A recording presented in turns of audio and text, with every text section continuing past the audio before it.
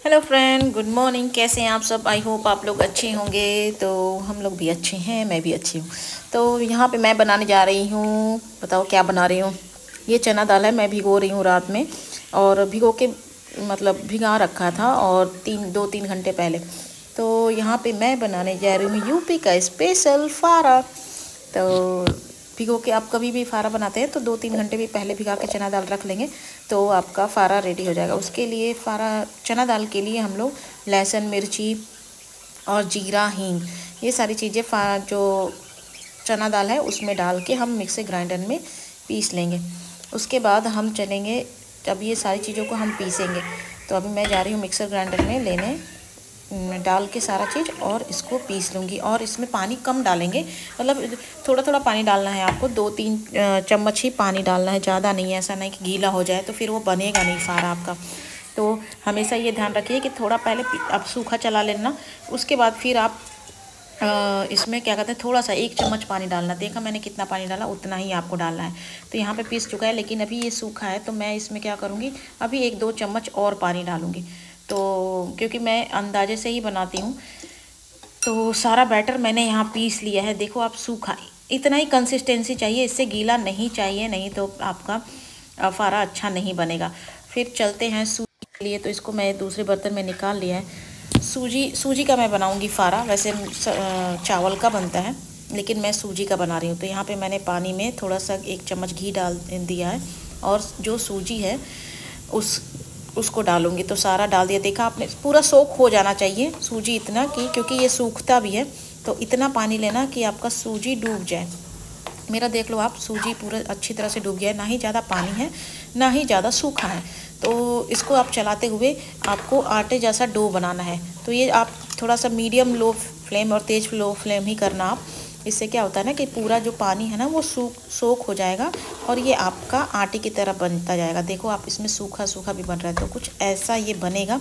देखो मेरा जो आटा है मैंने ऐसा बना रखा है। अब इसको मसल के अच्छे से आटे की तरह गूँथिए, जिससे कि सॉफ्ट बन जाए और टूटे नहीं।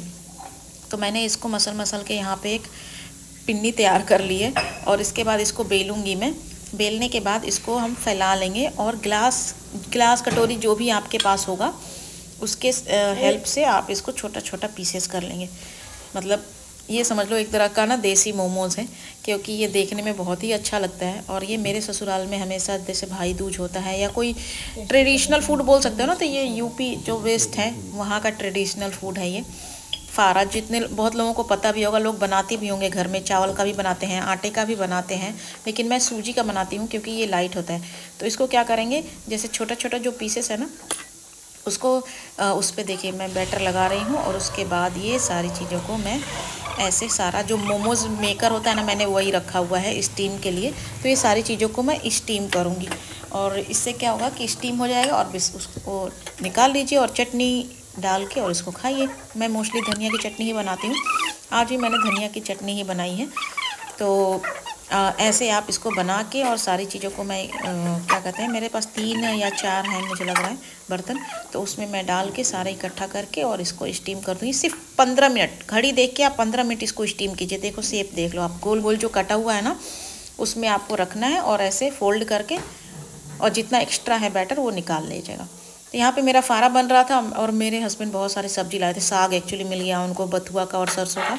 तो मैंने कहा चलो ठीक है, तो क्योंकि ये सारी चीज़ें आ जाती हैं, बहुत सफाई करना हो जाता है। तो सैटरडे का दिन था, छुट्टी का दिन था, मैं कल ब्लॉग भी डाल नहीं पाई थी। तो फिर उसके बाद मैंने सारी चीज़ों को यहाँ पे साफ़ कर लिया है। घर भी फैल जाता है जब भी सब्जी आती है, तो खासकर साग के दिनों में, ठंडी के दिनों में ही ऐसा होता है। तो मैं यहाँ सारा चीज़ें कट पीट करके रख के फ्रिज में भी डाल देती हूँ, क्योंकि फिर हफ्ते दिन टाइम नहीं मिलता है, तो इस वजह से इकट्ठा हो जाता है। तो ये सारी चीज़ें मेरी साफ़ कर ली, और शाम को मैं बनाने जा रही हूँ साग।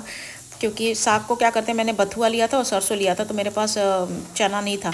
तो मैंने क्या किया कि इन दोनों को ही पानी में नमक डाल के उबाल लिया था।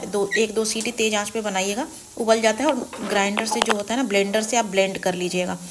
ब्लेंड करने के बाद क्या कहते हैं कि उसको बेसन का थोड़ा सा, जैसे तेल जब भी गर्म करते हैं ना, तो उसमें थोड़ा सूखा ही आप बेसन भून के आप आराम से उसमें लहसुन, मिर्ची, प्याज डाल के उसका तड़का लगाइए। जीरा डाल लीजिए, जीरा डालना है तो डालिए, नहीं डालना है आपकी मर्जी। मेथी डाल लो, हींग डालना, हींग बहुत ज़रूरी होता है साग के लिए, कहते हैं डाइजेशन अच्छा होता है, तो बाई नहीं होता इस वजह से। तो यहाँ पे मेरी सारी सफाई हो गई थी, सब कुछ कर लिया था मैंने, और मैं खा रही थी फारा, क्योंकि मेरा फारा रेडी होगा। आप देख सकते हो किचन मेरा बहुत फैल जाता है, जब भी फारा बनाती हूँ ना तो बहुत बर्तन हो जाते हैं, निकल जाते हैं। तो पहले तो ये सफाई करना ही बड़ा ही मुश्किल हो जाता है। और यहाँ पे मैं खा रही थी फारा, देखो मेरा बहुत ही अच्छा बना था, और मैंने सबको दिया। नीचे भाभी हैं और जो मेरे पड़ोस में भाभी रहती हैं सबको, क्योंकि वो लोग इधर के हैं तो पता नहीं बनाते हैं कि नहीं, लेकिन एक लोग गोरखपुर के हैं तो वो लोग जानते हैं, तो वो बनाते हैं, तो इसलिए क्योंकि शेयर करके तो खाने से बनाने जा रही हूँ साग।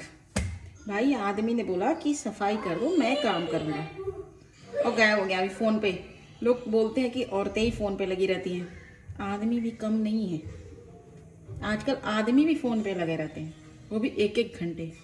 भाई सास बहू की बातें नहीं होती है, पता नहीं क्या बातें होती हैं, लेकिन लड़कियां फालतू में ही, औरतें बदनाम है भाई, लड़कों को तो क्या ही बोला जाए। क्या आपको भी ऐसा लगता है? मुझे तो ऐसा ही लगता है। तो यहाँ पे रात का टाइम था और मेरा साग रेडी था, देखो आप, ये बहुत ही टेस्टी बना था रियली। अगर आपको मेरी वीडियो अच्छी लगती है तो प्लीज़ सब्सक्राइब करना नहीं भूलना, और लाइक और शेयर ज़रूर करना है। Follow me on Instagram and Facebook also. Bye bye.